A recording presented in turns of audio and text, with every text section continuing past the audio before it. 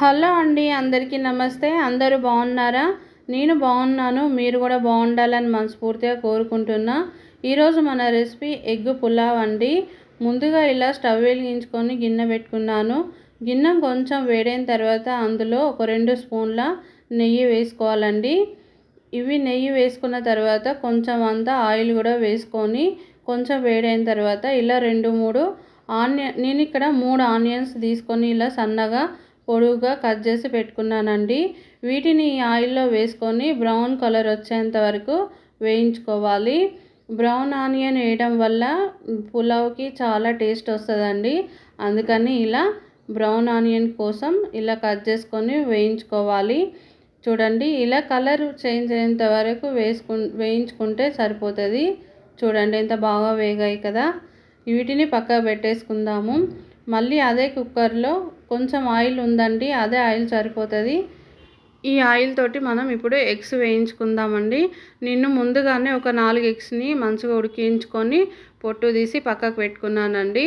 ఆ తర్వాత ఇప్పుడు మనం ఇందులో ఆయిల్లో 1 స్పూను పసుపు, కొంచెం కారం కూడా వేసుకొని వీటిని కొంచెం కలుపుకోవాలండి. చూడండి, ఇలా కలుపుకున్న తర్వాత మనం ఇందాక ఉడికించుకున్న ఎగ్స్ని ఘాట్లు లాగా పెట్టుకోవాలండి. ఎందుకంటే అలాగే ఎగ్స్ వేసామంటే పేలుతాయండి. అలా కాకుండా ఇలా అక్కడక్కడ ఘాట్లు పెట్టుకొని వేయించుకోవాలి. ఇవి కొంచెం కలర్ చేంజ్ అయ్యేంత వరకు వేయించుకోవాలండి. మీ ఇష్టం. నేనైతే 4 తీసుకున్నాను, మీరు ఎన్నన్నా తీసుకోవచ్చు. చూడండి, ఇలా వేసుకొని మంచిగా చిన్న మంట మీద కలుపుకుంటూ వేయించుకోవాలండి. లేదంటే ఒకే సైడు అలాగే వదిలేసామంటే మాడిపోతాయి అన్నమాట. అందుకని ఇలా అటు ఇటు తిప్పుకుంటూ మంచిగా వేయించుకోవాలి. మన పులావ్కి కావాల్సిన పదార్థాలు పచ్చిమిర్చి, కల్లేమాకు, పుదీనా, ఆనియన్, హోల్ గరం మసాలా, ఒక బిర్యానీ ఆకు, అంతే అండి. నేను సింపుల్గా చేస్తున్నాను, ఎక్కువగా ఐటమ్స్ ఏమి వేయట్లేదన్నమాట.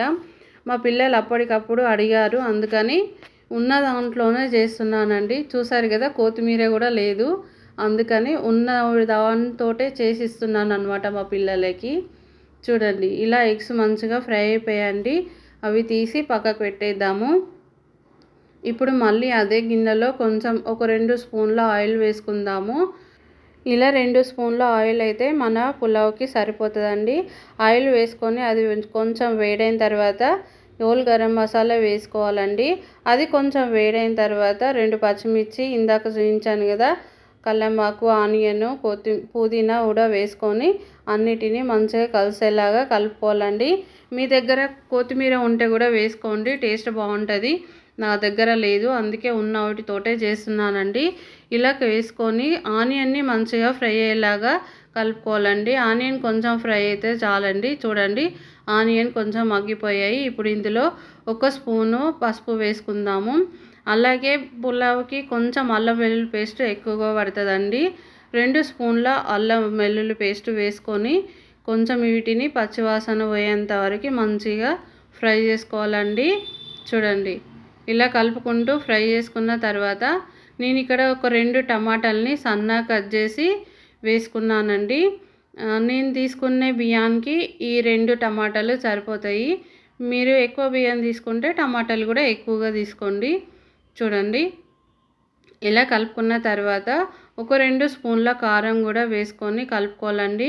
అది కొంచెం కలుపుకొని ఫ్రై అయిన తర్వాత మనం ఇందాక ఆనియన్ని ఫ్రై చేసుకున్నాం కదా, అవి కూడా కొన్ని వేసుకొని మంచిగా కలిసేలాగా కలుపుకొని కాసేపు మూత పెట్టి ఇవి మగ్గనివ్వాలండి. టమాటా మంచిగా మగ్గిన తర్వాత ఇలా బియ్యాన్ని కూడా వేసుకొని ఒక్కసారి మంచిగా కలిసేలాగా కలుపుకోవాలండి. బియ్యం కూడా ఆయిల్లో వేయడం వల్ల టేస్ట్ బాగుంటుందండి. చూడండి, బియ్యం కొంచెం వేగిన తర్వాత ఇలా వాటర్ వేసుకోవాలి. నేను ఇక్కడ చూపిస్తున్న చెంబుతోటి నేను 2 చెంబుల బియ్యం తీసుకున్నానండి. దానికి తగ్గట్టు 3 చెంబుల వాటర్ వేసుకున్నాను. మనం కుక్కర్లో వండుతున్నాం కాబట్టి 3 తీసుకోవాలండి, 2కి 3. అదే బగోన్లో వండుతున్నామంటే 2కి 1కి 2 చొప్పున తీసుకోవాలి. అవి కూడా వాటర్ వేసుకొని మంచిగా కలుపుకున్న తర్వాత ఇందాక మనం వేయించుకున్న ఆనియన్ని, అలాగే ఎగ్స్ ఇవన్నిటిని ఒకదాన్ని ఇంకొకటి వేసుకొని కొంచెం కల్లేమాకు, కొత్తిమీర కూడా వేసుకొని ఆ తర్వాత ఇలా కొంచెం నెయ్యి కూడా వేసుకోవాలండి. నెయ్యి వేయడం వల్ల టేస్ట్ బాగుంటుంది. అందుకని నెయ్యి వేసి ఇలా మూత పెట్టేయాలండి కుక్కర్ది. ఒక 2 విజిల్లు రానివ్వాలండి అంతే. 2 విజిల్లు వచ్చిన తర్వాత కుక్కర్ ఆవిరి పోయేంత వరకు ఉండాలండి. ఆవిరి వెళ్ళిపోయిన తర్వాత అప్పుడు మనం కుక్కర్ మూత తీయాలి. చూడండి ఎంత బాగైందో బిర్యానీ. మీకు నచ్చినట్లయితే లైక్ చేయండి, షేర్ చేయండి, మన ఛానల్ని సబ్స్క్రైబ్ చేసుకోండి. చూసారు కదా పులావ్ ఎంత బాగుందో. అంతే టేస్ట్ ఉండదండి. ఒకసారి ట్రై చేయండి, పిల్లలు కూడా ఇష్టంగా తింటారు.